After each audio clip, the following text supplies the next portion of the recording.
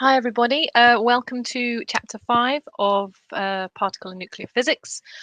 And here we're going to spend an hour having a look at Feynman diagrams. It's a bit of a crash course as to what they actually represent and how you're going to draw them. Now, this is a core part of this course. This and relativistic mechanics, you'll need to get those both under your belt to carry on. So what I'm going to do is I'm going to give you an introduction to Feynman diagrams, and I'll be having a look at the anatomy of them, what each part of them represents, and what vertices are allowed. And we'll be going through the general rules as well. Now, I can't get past this picture. I remember coming across this picture. This is Feynman here with his family, who invented these diagrams, taking his wife and children and mother, I believe, on holiday in their camper van, which he has very embarrassingly decorated with his Feynman diagrams. So I think he wins most embarrassing dad in my book. Something I will never do to my children. Okay, so what are these Feynman diagrams? They're named after Richard Feynman there, who won the 1965 Nobel Prize for the QED. And they're calculations, these pictures. They're not just pictorial representations, they are calculations of a single process. Now, if we do this using our time-ordered perturbation theory, it's actually very complex. They depend on the reference frame that you've done this calculation in. Sometimes this is called old-fashioned perturbation theory or time-ordered perturbation theory. And what Feynman diagrams get around is that time ordering, is that reference frame of the calculation. What we have in these Feynman diagrams is a sum of all time orderings, and it's frame independent. And all of this provides the basis of our relativistic theory that we have for quantum mechanics. So if you consider scattering of two particles here, this particle scattering off of this particle, and they do this by exchanging another particle. So this is our particle exchange interaction here. What we have as an observer, we can observe the incoming particles, these two, and the outgoing particles, these two. We don't have direct observation of this particle that is exchanged, this virtual particle. We can't by its very nature actually observe it. So for example, these two particles exchanging another, we have no idea if it was the top particle in this case that emitted the other and then it was absorbed by the lower particle, or if the lower particle emitted the third particle to be absorbed by the top. So our Feynman diagrams actually represent all of those time orderings that we could possibly have into one simple approach. So for two particles exchanging another, whether it was the top one that did the emission or the bottom one that did the emission, we can represent that exchanged particle as a vertical line. So sometimes you can find yourself drawing these Feynman diagrams with particular time orderings, and you'll find this exchange particle, you'll have it going left to right or right to left, depending on what time ordering you've actually chosen. If you find yourself drawing Feynman diagrams like that, it's absolutely fine, but do draw it again with all time orderings, because a Feynman diagram, the calculation of this single process, doesn't care about the time ordering. It's actually a calculation of all the time orderings. So the vertical line represents both of those diagrams. So my convention is to use time from left to right. You will find some textbooks do time from top to bottom or bottom to top. But let's do time from left to right, simply because that's the direction that we read in, and that makes more sense to me. So I'll be always doing time from left to right. I encourage you to do so as well, so that you don't get confused with your time, with any time ordering. So that means that your incoming particles, your initial state is on the left and your final state is on the right. So initial state particles, final state particles, and then the middle, it represents the guts or the interaction itself. That's not pretty. There we go. So every Feynman diagram that we can write down actually represents a term in our perturbation theory expansion of our matrix element. So that matrix element of the interaction contains the guts of the interaction, what force it is, what particles being exchanged, the strength of the interaction itself. So for example, if we have a look at one particular scattering, we have two particles coming in and two particles going out. They are interacting with one another. So they interact either by the exchange, for example, here, exchange of a photon. Now, like I said, as an observer, all we see are the initial and the final state particles. We don't have direct access to this virtual particle. In fact, we can't tell if it was one particle exchanged in this interaction or two particles exchanged, or maybe something more complex where two particles were exchanged and a third one was emitted and then reabsorbed by that other particle. So there's lots of these higher order diagrams that we can actually draw for a process. So if we want to calculate the total matrix element for a process, we're going to need to take into account the sum of all the matrix elements of the diagrams that are possible. And then we put that into Fermi's golden rule for the total rate. Now, if we've got a small perturbation, like we do, for example, in electromagnetism, the strength of this coupling here and here is actually quite small, this coupling G. And then we've got 4 vertices here, so this diagram would be of order of G to the power of 4, and this one 6 vertices, G to the power of 6. And so these higher order diagrams actually contribute less to your total matrix element, your total amplitude, because they have higher powers of G. For example, in QED, if G is about 0.3, because alpha is 1/137, then these higher order diagrams contribute less because their matrix element is going to be proportional to G to the power of 6 here, or G to the power 4. So usually we can get a very good estimation of the total amplitude, the total matrix element, by just considering the first few diagrams. The higher order diagrams have smaller and smaller effects on the total amplitude. So when you're asked to draw a Feynman diagram, usually you're asked to draw the lowest order Feynman diagram that you can. And this means the diagram with the fewest number of vertices possible. And that is always going to be 2 or more. You can only, you have to have at least 2 vertices. For example, for these 2 particles to interact, you're going to have emission and absorption one way or the other. There may be some diagrams that you can draw, but then they'll need more than 2 vertices. That's absolutely fine. Do have a look to see if that is indeed the lowest order with the fewest vertices possible. But the lowest order means the fewest vertices possible that you can draw for that process.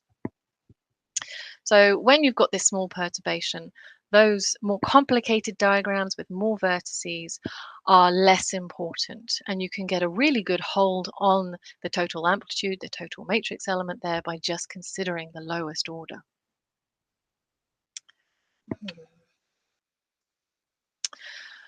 Okay, so let's have a look at perturbation theory. If we were to calculate the transition rates for our processes or any interaction, we would have to calculate the matrix elements from perturbation theories from first principles. Now that's really complicated, and I sort of hinted at this when we talked about virtual particles. You would have to use real time-ordered processes. So where, let's try and do it. It doesn't do very well. We would have to consider, for example, this photon as real, and that there would be some energy and momentum non-conservation here, and some energy and momentum non-conservation here that cancel each other out, and this is allowed for a very short time. However, this is really complicated. You have to do an infinite amount of calculations, because there's an infinite number of ways that you can violate energy and momentum conservation at these vertices. So it really is cumbersome if you want to do time-ordered sums using real on-mass shell particles and considering all of the different ways that you can violate energy and momentum conservation.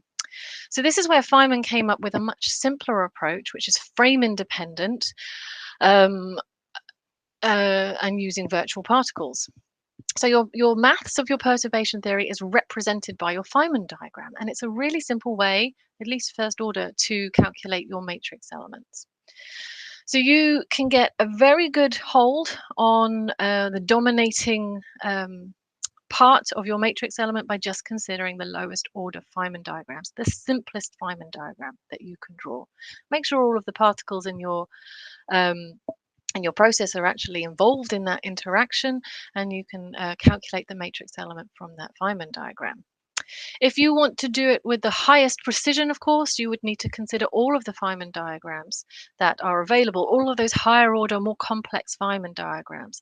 But as I said, if it's a small perturbation, like it is in QED, those higher order Feynman diagrams, the more complex ones, are less important. Now, the exchanged particle now in Feynman diagrams, we will treat it as virtual. So it can be off mass shell, it can have a negative invariant mass, imaginary invariant mass, or equal to that of its real physical particle. But now what we have, by considering a virtual particle exchanged, for example, here, we are conserving energy and momentum at these vertices. It's one calculation instead of an infinite number of possible energy and momentum conservations, just by treating this exchanged particle as virtual. It really is simple. So these Feynman diagrams are pictorial representations of calculations. They're not just pretty pictures, and they follow a few simple rules, which I'll show you today. Now, the topological features, the length of the lines and the directions, like the angles that they're coming from, is completely irrelevant. You can draw whatever length you like. It doesn't represent the energy of a particle. It doesn't represent the direction that it's coming from and the angle between them. It's really just what the particles are and how they're interacting. So we've got lots of different types of particle to draw. Our fermions are drawn with a straight line. And I can draw on this the way that I've set this up today. So we've got a nice straight line for our quarks and leptons. Our spin 1 bosons are drawn a little bit more fancy. Photons and W and Z bosons we draw with a wiggly line. And gluons are a curly line like this. And these are either going into or out of an interaction vertex. For example, you can have two fermions going into an interaction vertex to produce a photon, which could then go into another vertex and pair produce. Okay, so these vertices are very important. Straight lines for quarks and leptons are fermions. Wiggly lines for our photons, W's and Z's, and curly lines for gluons. Yes, and each one of these vertices is important because they're going to contribute a factor of whatever coupling constant, and I'll explain these in a minute, or the strength of the interaction there. So we can label these coupling constants there with label these vertices here with the coupling constant of that interaction, whether it's QED or weak or the strong force.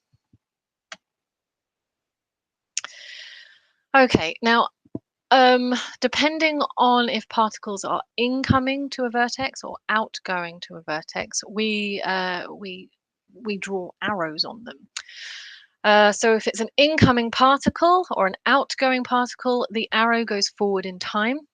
And if it's an antiparticle, it goes back in time. And our spin 1 bosons or gluons, we don't draw arrows on those at all. So let me try and give you an example here. For an electron, the same example as I drew the other slide, an electron and a positron annihilating into our photon to give us an electron and a positron again. It could be something more exciting, but this is quite straightforward.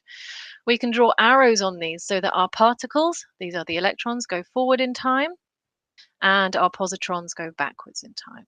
And the same here at this vertex, forward in time for the electrons and backwards in time for the positrons. And if you take the part 3 course, you'll do a bit more with these. And essentially, when you do your calculations, you follow the current into and out of the vertex. You don't need to know this for this course. But when you do your calculations for the matrix element example, you take this electron, you follow this arrow into the vertex, which has some G factor, and then out again. So when you draw these arrows with your diagrams, do make sure that there's a sort of current flow with these arrows. They do have some mathematical representation there. Our internal lines could very well be fermions, or they could be bosons, or like we did here, or gluons here. So for example, if we had an internal line for an electron, we could have an example, an electron coming in, absorbing a photon, becoming a virtual electron. We need to draw an arrow on that, and then it can emit a photon again and become a real electron again. So you can have internal lines that are bosons or fermions as well. And depending on what you have in this internal line for your virtual particle, this contributes to your matrix element in terms of your propagator here. So let me just change color a little bit here. We've got these factors of G for whatever the strength of this coupling is, and we can build our matrix element from that. So our matrix element's quite simple. It's proportional to the product of all of our coupling constants at our vertex. So for example here, G squared, over your propagator, which is Q squared minus M squared. It's the invariant mass of this internal particle. The difference of it with the real physical mass. So how different in mass this virtual electron is from the real mass of the electron. So how far away it is from 0.5 MeV. So every internal line here in Feynman diagrams is a virtual particle, and we will treat it as a virtual particle. And it contributes to our matrix element in this form, as do our the coupling constants at our vertices. So you do the product of all your coupling constants on the numerator, and the denominator, you have the invariant mass of this virtual particle, and you subtract the real mass of that particle, the physical mass. Okay, so let's move that over there so I can see it. So these vertices are really important. They are describing the point of interaction of your fundamental force, which is either going to be electromagnetic, weak, or strong. And the strength of the interaction is different for all of these forces, and they have different labelings. So for the electromagnetic interaction, it's whatever charge of the particle that is interacting times E, where E is related to our fine structure constant in this way. You might find sometimes that the electromagnetic interaction strength is sometimes denoted as the charge of the particle interacting times root alpha, but these are E and alpha are related to one another here. The weak interaction is slightly weaker, and we denote the strength of that interaction as GW. And then the strong interaction is denoted as root alpha S, or actually sometimes as GS. Choose a whatever labeling that you're going to have here. You need to label all of your vertices in your Feynman diagram, so do become familiar and stick with some particular notation. Now, every vertex we have has at least 3 lines connected to it, and in some very rare cases there's 4 lines, and I'll show you those.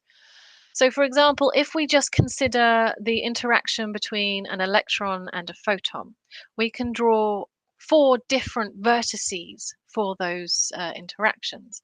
So we know, for example, a photon can pair produce an electron and a positron. And we're going to draw our arrows on there. And the strength of the interaction here at this vertex, I'll try and draw it as a blob, is Q times E. And these are unit charge particles. So Q is just 1. When we get to maybe the pair production of quarks and they have fractional charge, um, Q will be either 2/3 or 1/3. And it means that the strength of the interaction between a photon and these fractionally charged quarks is actually weaker than that with the unit charged. It's coupling to charge, so it will couple to those with a larger um, overall charge, like these unit charged electrons and positrons.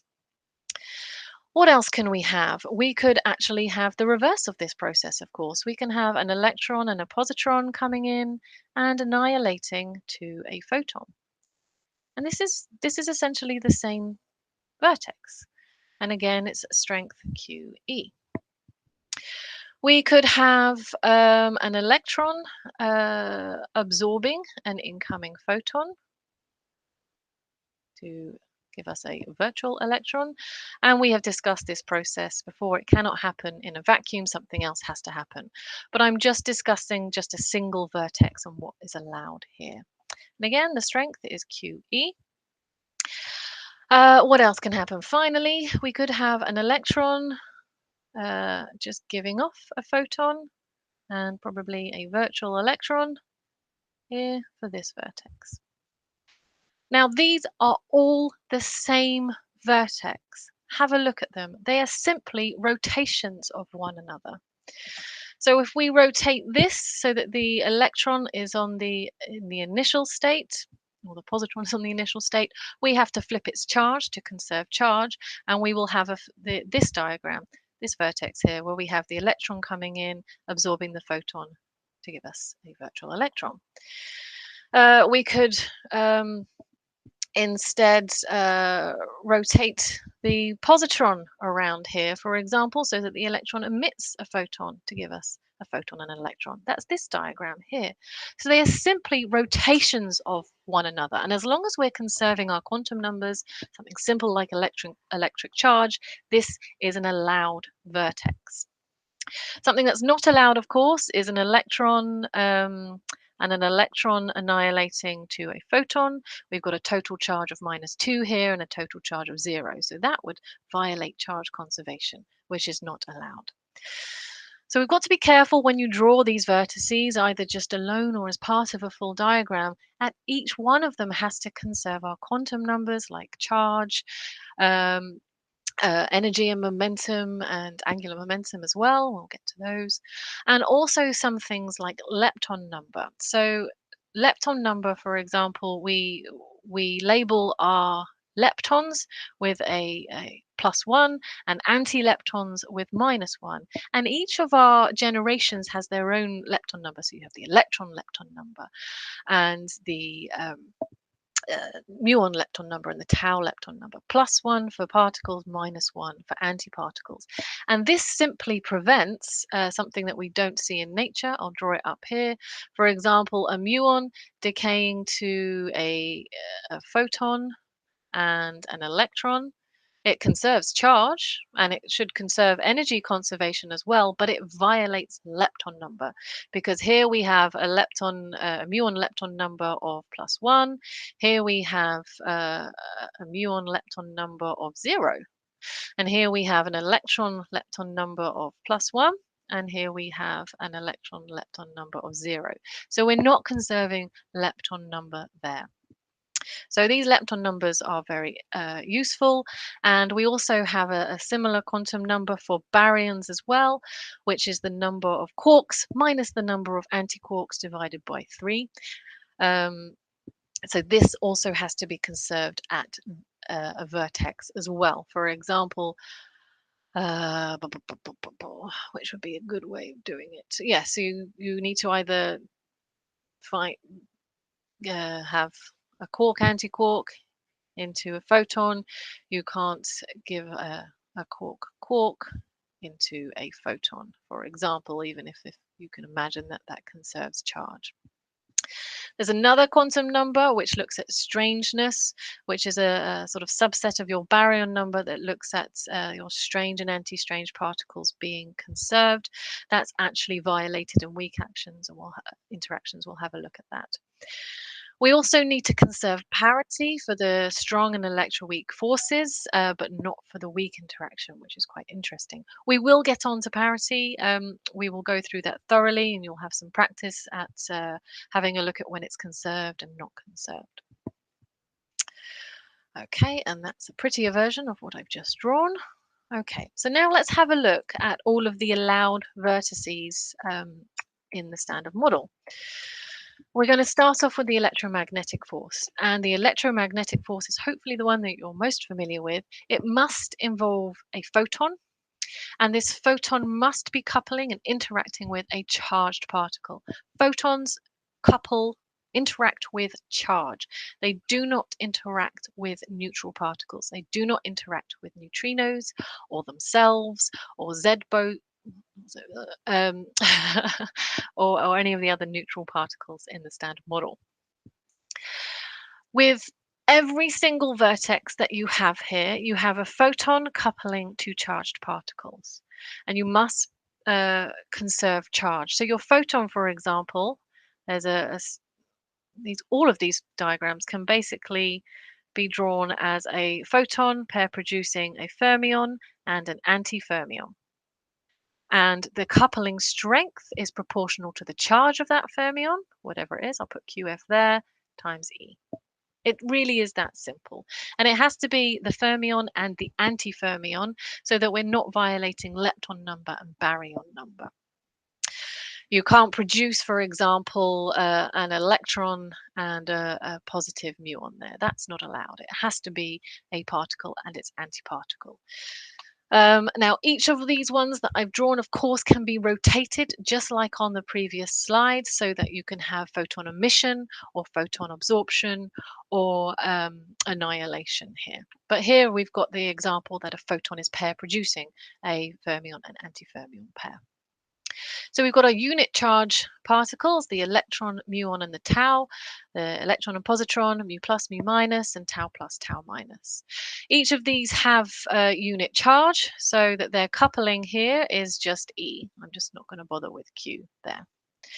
Then when we come to our up-type quarks, our up, charm, and our strange, and if you're struggling to remember this, remember we've got our up and our down for our first generation. If you forget the second generation, the third generation is quite easy to remember, the top and the bottom. And then this has to sort of be an anagram of cut. And then we put the strange particle there. All of these are plus 2/3 in charge, and all of the bottom row are minus 1/3 in charge. So that the coupling strength for these vertices is slightly lower than the unit charge. It's going to be 2/3 times E for all of these. So the photon couples slightly less strongly to the quarks. And similarly with the down type quarks, whether it's down, anti-down, strange, anti-strange, or bottom, anti-bottom, we've got 1/3 E for the coupling strength there, so even weaker. Finally, we've got one other charged particle in the standard model, which is the W boson. A photon can pair produce a couple of W bosons here if it's high energy enough. So this is a sort of hybrid of the electromagnetic and the weak force, and this comes about so that we can couple to these not just because they're charged but because they're actually one and the same force. When you come to ever having to draw these, you just need to either pick that it's strength E, or maybe if you want to do GW, it's absolutely fine for the weak force. That's absolutely fine, but there's a special triple gauge vertex here because the W boson is charged. All right. Moving on to the weak force. The weak force must involve its boson carriers, either the Z boson or the W plus or minus. And it doesn't matter which W plus or minus you use as long as you're conserving charge. That's the important thing. They will all have coupling strength GW. And I'll give you a tip here. If you see a neutrino in your process that only interacts via the weak force. It can't couple to the photon because it's neutral.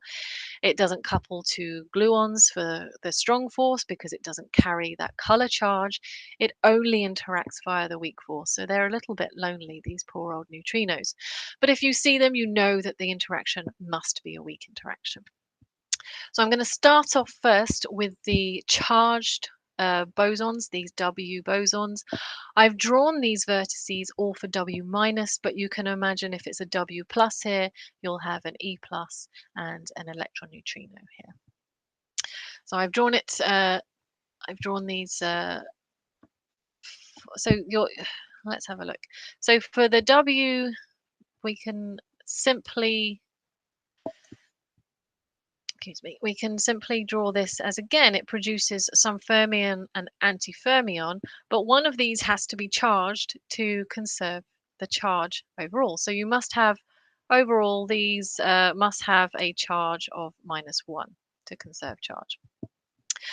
So one of them either has to be neutral, and one of them has to be -1, or one of them has to be -2/3, and one has to be -1/3.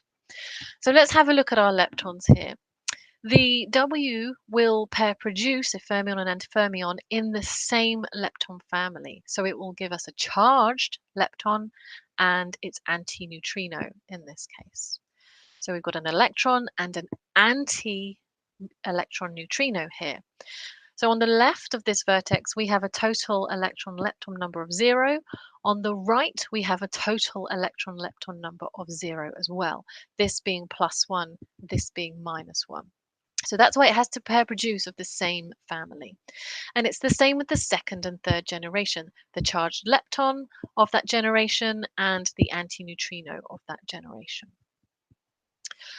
When we get to the quarks, it's almost exactly the same thing. So if I remind us, for example, of our electron and electron neutrino, muon and muon neutrino, and tau, oops, tau and tau neutrino, we can do the same thing for our up, down, charm, strange, and top and bottom quarks. And we have analogous diagrams for the quarks as we did for the leptons. So we, in this case, we'll need an anti-up and a down. So we'll have this charge of -2/3 here because it's an anti-up, and a charge of -1/3 here because it's a down. So we've got this fermion-antifermion production of our quarks of the same family. And so the strength of that is GW, of course, through those. Same with the strange and the anti-charm and bottom and the anti-top. Now, it's a bit different for the quarks. You see, we're not restricted to the same family. So what we've done is the W coupling to the up and the down, and the charm and the strange here, and the top and the bottom, just like we had for the leptons. But we're not restricted by lepton number anymore. There's no such sort of single family quark number that needs to be conserved. Instead, what we can do is we can actually have a W coupling between an up and a strange here, or a down and a charm, or a charm and a bottom, and a strange and a top. And this coupling, this GW coupling I'm going to do in green here, it's actually modified slightly. We'll have a look at this. There's actually going to be a factor in front of this to suppress this cross-family coupling ever so slightly for all of these 4 diagrams. And then finally, oh, do I have a color left? Not really. I'll try and do it in light blue. Finally, we can get really crazy and draw let the W couple between quarks that differ by families of 2. So the up and the bottom and the down and the top here. We will go through this again later in the course, don't worry. And that crosses 2 families. There's 2 diagrams here, and they're called doubly Cabebo suppressed. I've got, oh, is that it? Is it gone? Here we go. They're doubly Cabebo suppressed. So the up coupling to that 3rd generation bottom, and the top coupling to the 1st generation down there. They crossing 2 families. It can happen, but their coupling here is GW modified by something which we'll talk about later that really does suppress it. Okay, so that's the couplings to the fermions for the W. The W can then do a little bit more. It can couple to the other weak boson, the Z here, and we've already discussed this one where it couples to the photon. So we have these two triple vertex, two triple gauge vertex diagrams here, and then the W starts getting a bit crazy with four gauge vertex diagrams. So these are the very rare diagrams where you have four lines connected to the vertex. Usually it's just three for each vertex, but here are the ones where you have four. So you can have four W's, two Z's producing two W's, a Z and a photon producing two W's. That really is rare, and two photons giving us two W's. And these are rare, but they do happen. Okay, now let's have a look at the other weak boson, the Z boson. It's a lot simpler, I'll tell you that. It's very much like a photon, but it can produce any fermion-antifermion pair in the standard model. So you can think of a Z like a special photon that also couples two neutrinos. So all of these diagrams are the same as the photon diagram, where you've got the charged leptons, the electron positron, mu plus tau minus. The same for our sorry, that's the wrong one. The same for our for our three generations of quarks as well. There's no difference here. But instead, we also have these three diagrams here where the Z can pair produce a neutrino and an antineutrino of the same flavor. And that's something we couldn't have with the photon because they're neutral. All right, and we've got this coupling GW here for everything as well. Okay, I'll just put GW there. So the Z basically couples to any fermion-antifermion pair. It doesn't care whether it's charged or not, whereas the photon does. One thing that we cannot have in the standard model, because we don't see it in nature, are flavor changing neutral currents. So for example, we can't have a Z pair producing an electron and a positive muon. We cannot have that for the same reason as we couldn't have a photon doing that. It violates our lepton number. We also can't have it with our quarks either. We can't, for example, have this minus 1/3 charge down quark with a plus 1/3 strange quark.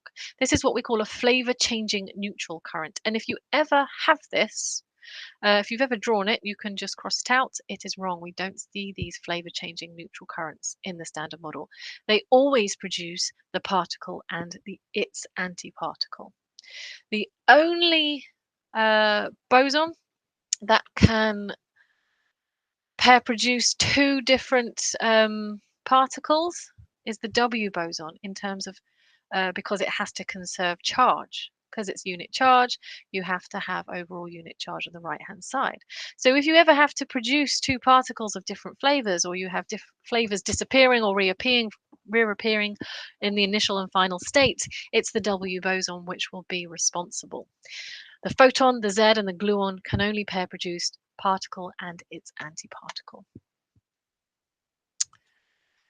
Okay, right, so finally, the strong force. This has to involve the strong messenger here, the gluon, which we denote by G, and that couples only to particles that carry color charge, and those are the quarks, and actually the gluon itself carries color charge. So it's a bit different to magnetism, where the photon doesn't carry any electric charge.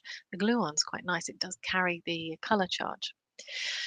It's so as a reminder, the gluon is drawn with this curly line, and it pair produces any quark and its anti-quark. So very simply drawn like this. A gluon pair producing a quark and its anti-quark. So we've got a total charge of 0 on this left and a total electric charge of 0 on the right hand side. We're not violating charge conservation. It's got to be the flavor anti-flavor here. Now the coupling strength, you can either draw this as label it as GS or root alpha S if you so wish. So we can produce up anti-ups, charm anti-charm, top anti-top, down anti-down, charm anti-strain, straight anti-straight, and bottom anti-bottom. Now, since these gluons are pretty special and they carry the strong color charge themselves, they can couple to each other. So a gluon can pair produce some more gluons. And in fact, we can have this triple gluon vertex, and we can also have a four gluon vertex as well. So we'll have some more practice of these as we get closer to the QCD chapter. But these are all the allowed vertices. These are some common pitfalls for the forbidden vertices. There is no vertex in the standard model that connects a quark and a lepton to this same vertex. Nothing in the standard model allows that. If we start to see processes that give us things like this, it will be a fantastic discovery. You will not ever find a photon pair producing two photons simply because there are no charged particles in this interaction. A photon couples to charged particles, either the charged leptons, the quarks, or the W bosons. It does not couple to neutral particles such as itself. And similarly, the Z boson cannot couple to itself in this way. It needs to couple to the fermions or the other electroweak bosons. Let's go down to this bottom row. Similarly, you will never get a gluon and a photon coupling to the same vertex. There is no charged particle here for the photon to be actually coupling to. And then similarly here, you can't have the Z and a gluon coupling to the same vertex. There's no other colored particle for the gluon to be coupling to here. Similarly, a W boson cannot couple to a gluon with the same vertex directly like that. You're not conserving charge here for starters. You've got a total charge of plus or minus 1 in the final state and 0 in the initial state, and there's no color for this gluon to connect to. So those are all your, not all your forbidden vertices. I'm sure we can think up of lots of others, but those are the common pitfalls when you're drawing your Feynman diagrams. So if you've drawn something like that, just have another go. Okay, so what I'll do is I'll go through 3 examples of Feynman diagrams for an electromagnetic process, a strong process, and a weak process. Here for the electromagnetic process, I want to look at electrons scattering off of protons, with an electron and proton final state here. Now, let me draw it first and then I'll talk about it actually. So we've got an incoming electron and an incoming proton. And they're going to, if it's an electromagnetic process, so we know a photon's going to be involved.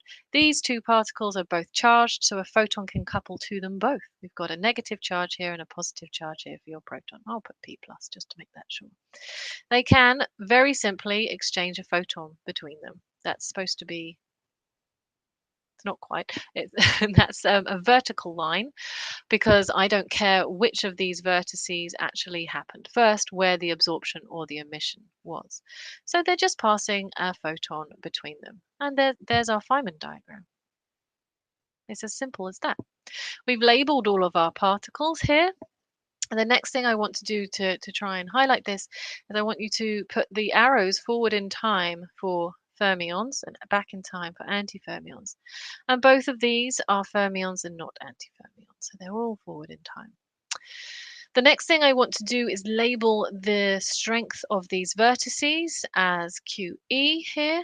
They are unit charge, so really you don't have to do the Q, but Q times E. And then we can have a look at our matrix element for this process. So the matrix element, if you remember, it's the product of all of your couplings over Q squared minus M squared.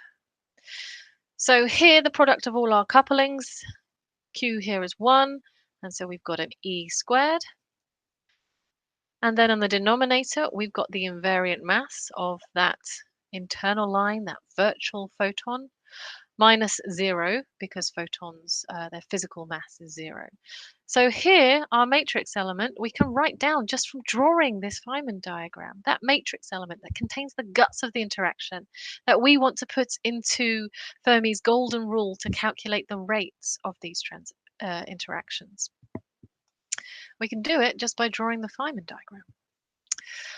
Okay, I do want to make a short note about this in that if this electron is high energy enough, it can actually probe the proton's structure, and instead we could have something like an exchange of a photon with the quarks in a proton. So you might actually prefer to do UUD for our protons. Usually we actually draw the quark structure when it comes to particle physics. It's very rare that actually you'll draw composite particles like this.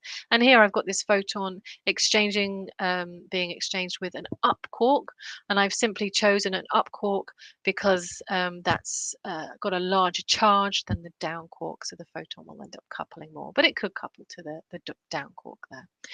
Mostly though, we'll be drawing these diagrams when we're dealing with hadrons, we'll be drawing their quark content because it's usually very important. Okay, let's draw a strong process here where we've got a quark anti-quark scattering to give us a quark anti-quark state. So the elastic final state and the same as we had for the electromagnetic. It's the strong force here, so we know that gluons are going to be involved. And very simply, I'm going to draw a slightly different shaped diagram to this because I'm going to assume the quark and anti-quark here are the fermion and antifermion, and they can annihilate into a gluon. So we draw a nice curly line there, which can then pair produce our quark anti-quark. They could, of course, just exchange a gluon between them as well in the same way. But I'm going to concentrate on this shape of the Feynman diagram today. Okay, so that's our Feynman diagram. That's the structure of it. There's a few things that we need to add. Incoming arrows for the fermion and outgoing for the antifermion, and the same here. Forward in time for the fermion, anti in time, and back in time for the antifermion. And then we need to label the strength of these vertices here. It's the weak force, so you can write root alpha S, or you can do GS if you so prefer. And with that, we have this pictorial representation of the calculation of our matrix element. And we can write down the matrix element here. So reminder, it's the product of the couplings here. So we've got a root alpha S squared, which will give us our alpha S, over the propagator. So that's Q squared, the invariant mass of this exchanged particle, minus the physical mass of that particle. And gluons are massless. So it's very similar here. This process, electron-proton scattering, is very similar to quark anti-quark scattering, but with a different strength of the interaction here. Alpha S is much larger than E. E is about 0.3 and alpha S is around 1. So it's a much, much stronger interaction with a larger matrix element and a larger transition rate. Right, finally, we're going to do the weak force, and I'm going to do neutron decay. And neutrons decay to protons, and they also emit an electron to conserve charge and an antineutrino to conserve lepton number. All right, so one thing you've got to be aware of, like I said, you need to draw the quark content here. Remember that neutrons are up, down, down, and protons are up, up, down. So we've got this down quark changing into an up quark. That's the sort of guts of the process there. So I'm going to draw the other two quarks first because they're not doing anything. We've got an up and a down that aren't. They're part of the bound state of the neutron, but they're not directly contributing to the process. So here we've got a down quark that we want to change into an up quark. And these are all part of the bound state of the neutron, and these are our bound state of our proton. So these are our spectator quarks. They're not directly involved in the interaction, but they're there as part of this bound state. How do we change a down into an up? or they're charged, so it could be a photon, but photons don't change the flavor of the particles. The down quark is a distinct state to an up quark, not just a higher or excited state. So we can't do it with photons, and it's the same thing with Zs. We can't have these neutral current flavor, the flavor changing neutral currents. So photons and Z bosons won't do it, nor will gluons. Gluons are neutral as well. It's the same thing. They cannot change the flavor of a quark. The thing that can change the flavor of the quark, we can flick back to make sure, is the weak force involving the W boson. And look at this, the W boson can couple to an up and a down quark. So that's what we're going to do, but we're going to rotate this vertex. Where are we? Aha, there we are. So if this down quark emits a W boson, it can change into an up quark. So there's our main vertex there.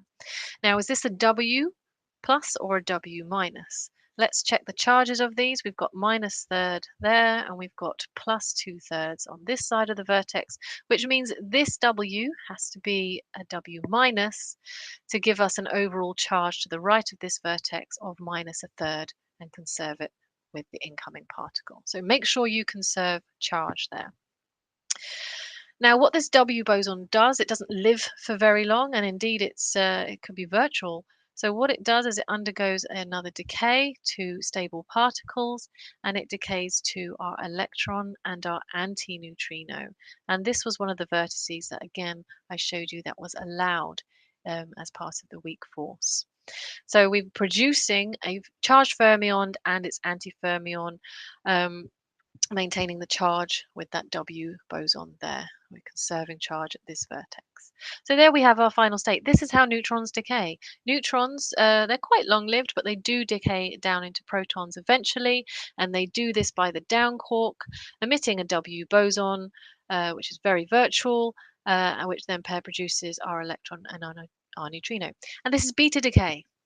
This is simple beta decay that you've done in radioactivity before. So let's label our vertices here. We've got a GW here for the weak force, and we've got a GW here. And I'll say that this is actually modified by a particular value here because these quarks are of the same family, but it's very close to 1. We'll go through that when we get to the weak force. So now we have our Feynman diagram. You can write down the matrix element here. So it's the product of our coupling constants here. So I'll put GW squared over the invariant mass of the propagator, this W boson. It could be negative, positive, anything you like it to be. Depends on the energy of this entire interaction. Minus the physical mass of that particle, which is the W mass. So neutrons are very light. They're about 1 GeV. There's no way that they're going to create a W boson of 80 GeV when they decay. That doesn't conserve energy. A low energy state cannot decay down to a higher energy state. We wouldn't conserve energy there. So this W we know is not going to be anywhere near 80 GeV in invariant mass. It's going to be a very, very low. Q squared is going to be very low here, so that Q squared minus M squared is very large, making your matrix element quite small. And this is why such radioactive decays from the weak force are actually quite rare, and not everything decays in this way, because the matrix element for these processes is quite small. They are exchanging massive bosons, and that really does suppress them. Okay. And there we have it neatly in your notes if you want it. So we've seen that these are just simple pictorial representations of our matrix elements, and they do help us calculate those, at least to the first few leading orders by drawing those simple ones. Now we've seen that we can do this for particle decays, one particle decaying to maybe 2 others, or scattering 2 particles off one another. We went through all of this in chapter 2. So there are some 5 basic rules that I want you to either become consciously or unconsciously familiar with when you draw Feynman diagrams.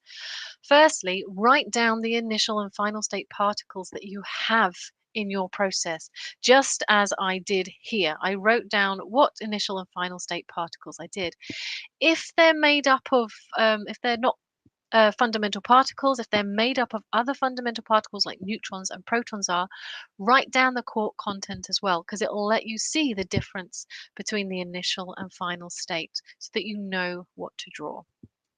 So writing down what you've got coming in and out is really important. And then draw the simplest diagram that you can using the allowed vertices from the standard model. So do bear in mind that you're going to have very similar diagrams if it's a particle or an antiparticle undergoing the interaction. You don't ever want to fall into those pitfalls of connecting leptons and quarks together. There is no interaction in the standard model that allows it. If you have something where the flavor is changed, just like in that neutron decay there to a proton, that down quark changed flavor into an up quark, only the charged current weak interaction will allow you to do that. Only the W boson. The photon, the Z, and the gluon can only pair produce, or if it's emission or absorption, it doesn't change the flavor of the particle, it just changes their energy. So be careful there. If you're changing flavor, it's the W boson. And this does it between the same generation for leptons and doesn't cross generations there. But if it's for quarks, you can cross generations. As long as you're conserving charge, it should be fine. And you're more than likely to fall into these pitfalls as you start drawing them. And that's what the problem sheets are for, to give you practice for these, to allow us to spot where you've gone wrong and for you to learn from that. The final thing that I want to talk about is the different types of Feynman diagrams that you can draw. So if you've got particles, all particles in the initial state and all particles in the final state, there's no antiparticles involved at all, you can't have annihilation. So if, just like with our electron-proton scattering there, they couldn't annihilate into a photon, they can only exchange one, whether it's a photon or a Z or a W or a gluon. You have this shape of our Feynman diagram. So if you've got all particles or all antiparticles, only these scattering diagrams are allowed. However, if you've got a particle and an antiparticle here, if they are their own particle and antiparticle, they could annihilate to something like a photon, a Z, or a gluon. And so you can imagine that you could have this diagram of annihilation, or they could be exchanging a particle. So for example, if this was E plus, E minus, going to E plus, E minus, a particle and an antiparticle on either side, we can have them exchanging a photon, for example, here, or we could have them annihilating E plus, E minus to a photon, and then pair producing again.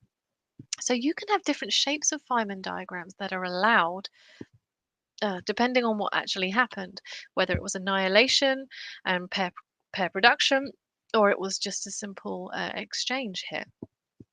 And these diagrams are distinct from one another. So if I gave you E plus E minus to E plus E minus and said to draw the lowest order Feynman diagrams, there is a clue there in that these two diagrams that I've just drawn each have two vertices, and we need to consider them both.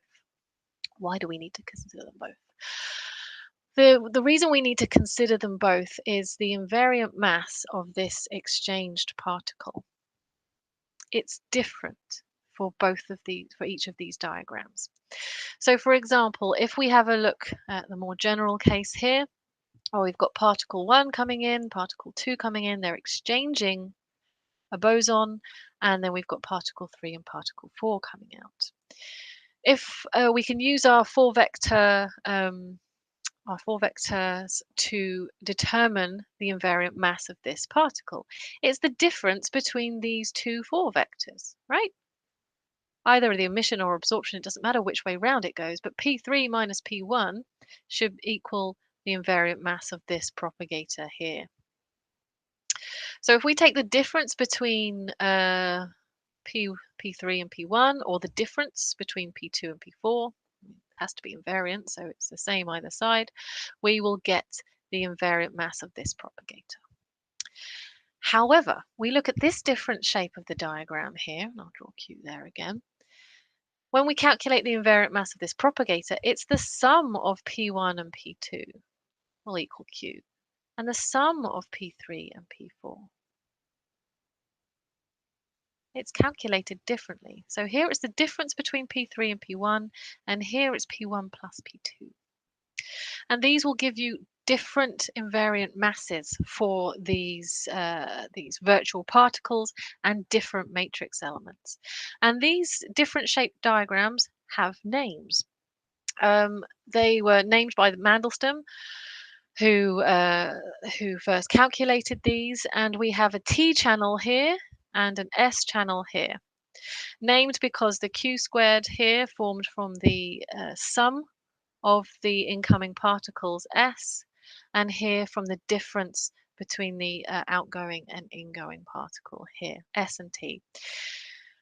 So these are our T-channel diagrams and these are our S-channel diagrams. They're kind of T-shaped with a vertical line there, and they're kind of S-shaped if you try and remember them in that way. And they are indeed different. So with E plus E minus to E plus E minus, what we would have to do to find our total matrix element, we would have to add up the T-channel matrix element with the S-channel matrix element. Both diagrams would contribute to the same level, but each of these have a different calculation of Q squared. Okay, and I'm sure you'll be going over these again and again in your supervisions just to get these clear. They are distinct diagrams. One is a simple exchange, and the other one is annihilation and pair production. Now, sometimes we can have identical particles in the final state. And one example here would be E plus, E minus to 2 photons, identical particles in the final state. So for example, we could have our T-channel diagram here, E plus, E minus. One of these gives off a photon, and then we have annihilation at the other vertex. I don't care who does the annihilation, I don't care who does the emission of the photon, but this will either be E plus, E minus, depending on what time ordering you ever choose to pick. But Feynman diagrams don't need time ordering, so we can just write E plus, E minus. And we can draw our lines going around these vertices like this. Now, when I observe this final state, I don't know if this photon came from this vertex or this vertex. So there's a third diagram. There's a third type of diagram. You can never have all three at once, but there's a third type of diagram, and I'll try and draw it in exactly the same way as this other one here, where we have E plus minus, where actually this top photon here came from this bottom vertex. This is not a vertex, it's a crossing. So what we're doing here is essentially labeling our particles. Particle 1, particle 2, particle 3, particle 4. 1, 2, and 3, and 4. Now, our final state, because of these identical, I don't know actually if this photon is particle 3 or particle 4, or which vertex it's actually coming from, which is why I've drawn it two ways. And why do we care? Why do we care? It's important because the invariant mass of this internal particle here, I'm going to label it Q again, is calculated differently in both cases. So just like we had on the previous slide, this T-channel diagram will be P3 minus P1 or P4 minus P2 to calculate the invariant mass of that internal line that we put into our matrix element. But here, we've labeled our particles differently. This time, it's P4 now that is connected to that vertex with P1. And P3 is connected to the vertex with P2. So this time, instead of the difference between P3 and P1, we take the difference between P4 and P1. or the difference between P3 and P2. So can you see that these are different from one another? The energies of these particles, 3 and 4, will be different, but because they're identical, we don't know which vertex they came from. So if you have identical particles in the initial or final state, there's an additional diagram, this U-channel diagram, that you can draw. If you've drawn a T-channel diagram with some identical particles in the initial or final state, draw the U-channel diagram as well. We will need to, when we calculate the total matrix element, include that, the matrix element from the T-channel with its proper Q-squared calculation, and that from the U-channel with its proper Q-squared calculation. So these are very special cases. Usually what you'll need to do is consider if you can draw a T-channel or an S-channel diagram or both. If you've got identical particles in the initial or final state, you can usually draw a T-channel and a U-channel diagram. So try and remember these. You've got your T-channel diagram, which kind of looks like a T. You've got your S-channel diagram, which kind of looks like an S. That's terrible. Which is your annihilation and pair production. And for the special cases of the T-channel diagram, you also have that one where they've crossed. So try and consider all three. They are distinct diagrams with their own different matrix elements which contribute to the total. Right, so you can draw a Feynman diagram. That's fantastic, but there's other things that we must consider to consider that they're a real physical process. And we will go through some of our examples of this when later on in the course. For example, we need to check that whatever we've drawn conserves our basic conservation laws, energy and momentum. That's usually quite straightforward as long as we've got some more massive particle decaying to less massive particles. We, for example, won't have an electron suddenly creating its heavier version, a tau, because that violates energy conservation. So that can forbid some decays of a light state to a heavier state. We've also got to check that we're conserving charge, not just, at every single vertex, but in the system as a whole. If you've conserved it at every single vertex, usually everything's fine at the end, but do check just in case. And also we want to conserve angular momentum as well. And we'll have a look at that in terms of the total angular momentum later on in the course as well. We'll also bring up things like parity. So it's less important now because we haven't discussed this thing called parity, but it's when you flip your spatial coordinates. Basically, you're holding your interaction up to a mirror. Does it look like the same interaction? And we find that parity is conserved, the sign of the interaction is conserved when we flip our spatial coordinates for both the electromagnetic and strong interactions, but not for the weak interaction. That violates parity conservation. So it's here, we will come up to it in far more detail later on, but it's here for completeness. And then you're going to be, and we'll do more of this, you'll need to check the symmetry of your particles in the final state. So if you've got two bosons in your final state, they should give you a symmetric wave function overall. When you exchange them, that's symmetric. Versus two fermions, if you exchange those, the overall wave function needs to be antisymmetric. And that can forbid some particular final states that need to conserve your total angular momentum, and you also need to conserve this symmetry for identical particles as well. And we'll come up against some examples there where it seems like everything's okay, but then we need to check this symmetry for identical particles. Now, if you can follow all 5 of these steps, then a particle interaction can proceed. And you might be able to write down a Feynman diagram that's viable for maybe the strong electromagnetic and weak interactions. And what will happen is that if that can occur, it will occur via the strong interaction preferentially, because the strength of that interaction is so much stronger, making your matrix element larger for the strong interaction than for the others. So it will go via the strong, then via the electromagnetic, and then via the weak interactions if that's allowed. So preferentially strong and with smaller instances of the electroweak and electromagnetic. interactions. Okay, so that brings us to the summary. These Feynman diagrams are a really, really key point of the course, and that's why I've spent an entire hour of it. Make sure you can draw them. There are examples in the problem sheets. There are examples that you can look at in the textbook as well. So please do get as much practice as possible. You will go wrong a lot in the beginning, but you'll get used to checking things like charge conservation and which vertices are allowed, and you'll almost not think of them towards the end of the course.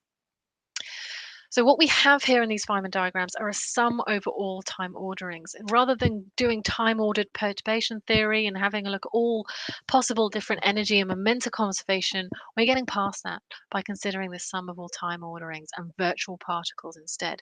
We're conserving the energy and momentum at each of the vertices, and we're considering those virtual particles as our internal lines, as those exchanged particles that we can't probe directly. Now, the topological features, as I said, of the diagrams, they are associated with our matrix elements. So if I were to draw a Feynman diagram like this, it's the topological features that I care about, those incoming particles, whatever that internal particle is, the strength of the coupling at these vertices, and whatever outgoing particles we have here. It's exactly the same as a diagram that I might choose to draw with very long internal and external lines. That has nothing to do with the diagram, how long you draw these lines or exactly what angle you draw them at. It's just the topological features. And so when we rotate vertices, for example, it's essentially the same vertex, but with just flipped charges, for example. So do familiarize yourself with these vertices. They're very important. If it's an electromagnetic strong or weak interaction, this coupling strength associated with that vertex goes into your matrix element.